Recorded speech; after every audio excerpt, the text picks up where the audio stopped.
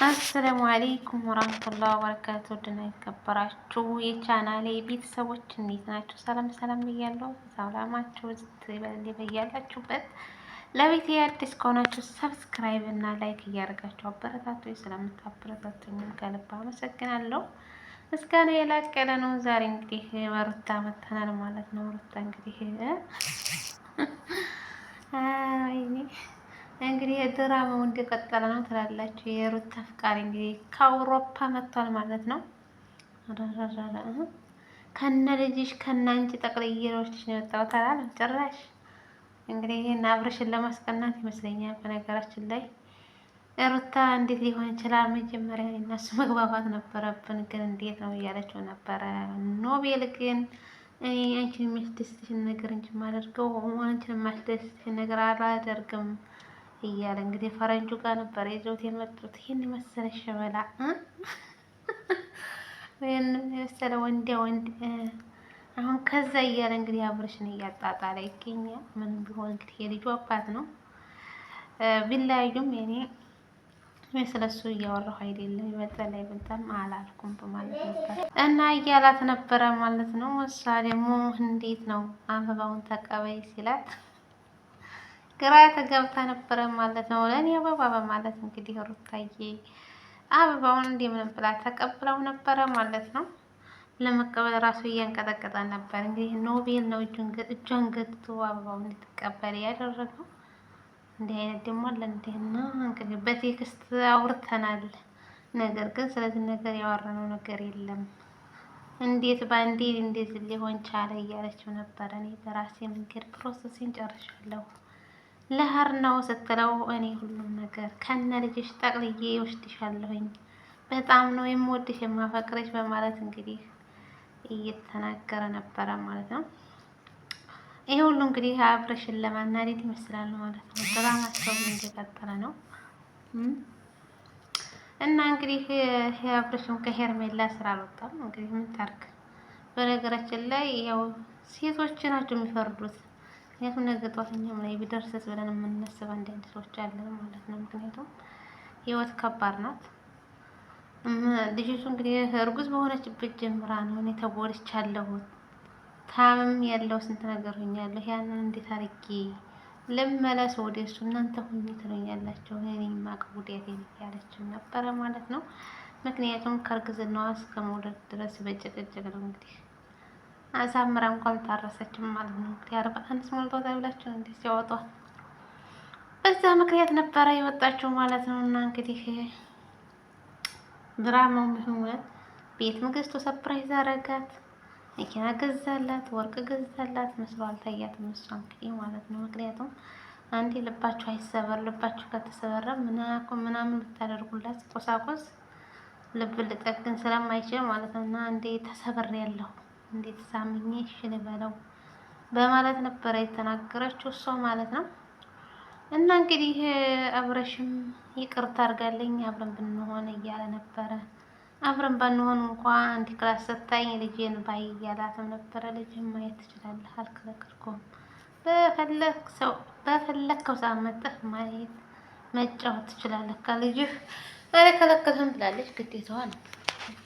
ልጅ እኮ የጋራ ነው፣ የአንድ ሰው ብቻ አይደለም ማለት ነው።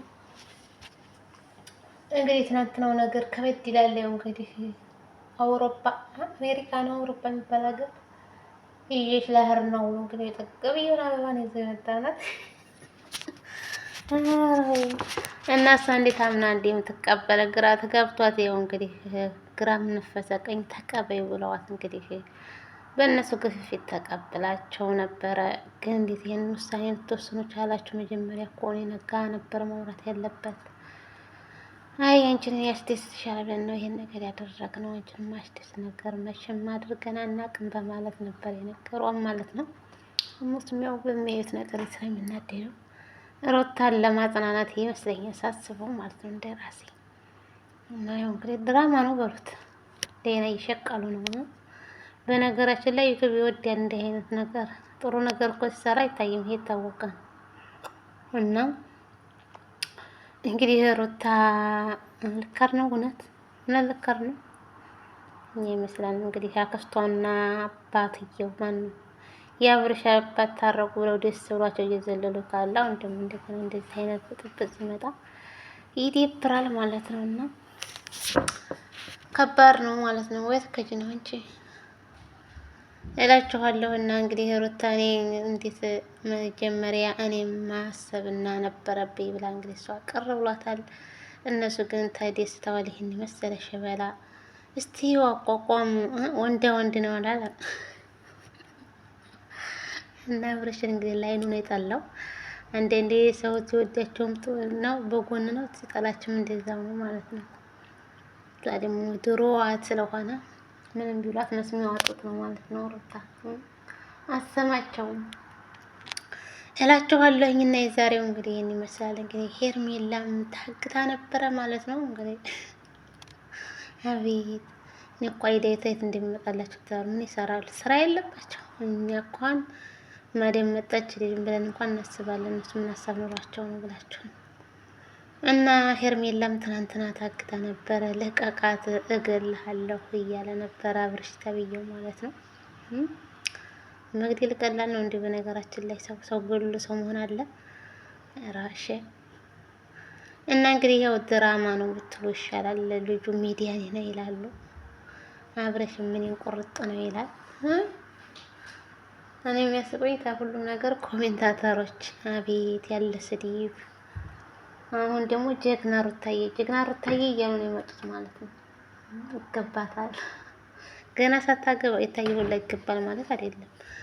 የተወራው ሁላ ይታመናል ማለት አይደለም። ሚዲያ ላይ የሚመጣው ሁላ እውነት ነው ማለት ሙስታሂል ነው ማለት ነው። በነገራችን በተለይ በትዳር ውስጥ እንደዚህ አይነት ሲገባ ብቻ ይከብዳል ማለት ነው።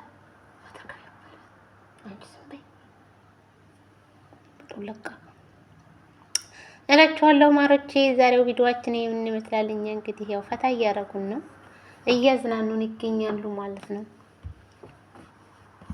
አረ ልጄ እባክሽ ተቀመጪ ሚጣ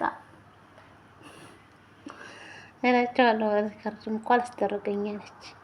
እና ሰላም ለእናት ሀገራችን፣ አላህ ሀገራችን ሰላም ያደርግልን፣ ወጥቶ ከመረት አላህ ይጠብቀን እላችኋለሁ። እኛ ስንት ሀሳብ እያለብን ተፋቱ ተጋቡ እንላለን።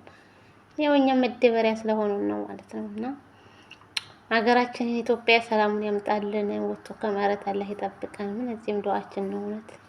በሰው ሀገር ላይ ስንቶች ወጥተው እየቀሩ ነው። እኛ ደግሞ ቁመን እንደዚህ ስናይ አልሐምዱሊላህ ማለት ነው ያለብን። እና አላህ ሀገራችንን ሰላም አድርጎት እኛም በሀገራችን ሼር ነው በጨመነ ነው ላላ እላችኋለሁኝ። አላህ ሰላሙን ያምጣልን፣ መልካም ነገር ያሰማን እላችኋለሁ። ባላችሁበት አላህ ይጠብቃችሁ። ሀገራችን ኢትዮጵያ ሰላሟን ያምጣ። እነዚህም ዱዓችን ነው ሁላችንም።